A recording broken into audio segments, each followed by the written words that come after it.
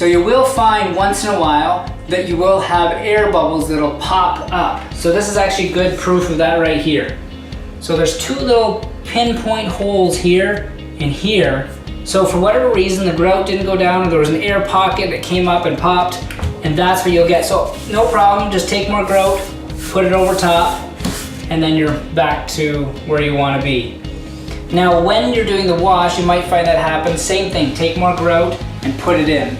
So when you're done grouting everything, keep a pile of grout to the side. Don't wash out your bucket and finish up, because you want to have some, in case when you're doing the wipe, that you need a little extra just to shove in. This stuff does dry fast, but it works really well, like I've been saying many times, the Kiesel grout.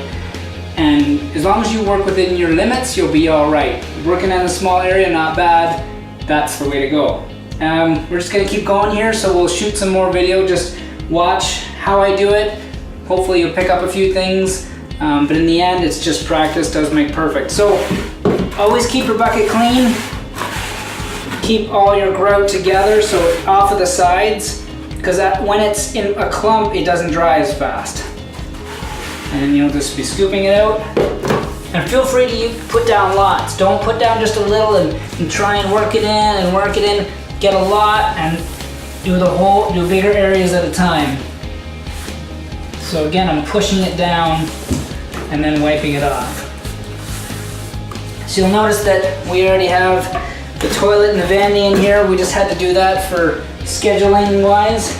So a little more complicated than normal, but generally you won't have this issue. You'll be able to do the whole floor at once, and it'll be easier to work with. Now, we're gonna show you how to do speed grouting in just a second.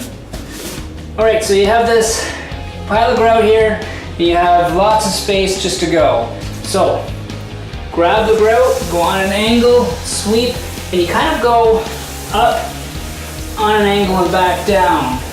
And it's something you're just gonna have to try and learn, but you can see how it just keeps filling in all the holes. And you're constantly, it's cleaning and putting it down at the same time. It's a wonderful thing to learn because it really speeds up the process. And then when you get to these tight spaces, you gotta do the pushing in again. But you can really see how doing it that way really speeds up the process. Okay, so once you're happy with everything, then what you want to do is kind of rally all your grout together, and you kind of slide your grout foot and scoop it up. And that's how you get it off, because you don't want to be washing and then you scrape along the bucket. So you slide it over and then slide up and you scoop most of it off. Now you're going to let it sit for a little while until it starts to get dry. And once you're able to touch it with your finger and it doesn't come off onto your finger, then you're ready to do the wipe, and then we'll come and show you how to do that. So we're gonna form the lines at that point. Something I wanna mention is especially when you're grouting, use vinyl gloves. These are actually nitrile, and they work awesome. Now it can be a bit cumbersome when you're tiling and stuff like that, because mortars will eat at your hands. Mortar's not as bad, but grout will just dry your hands up and it feels awful. So put these on when you're grouting through the whole process, especially when you're washing, because then it really gets in.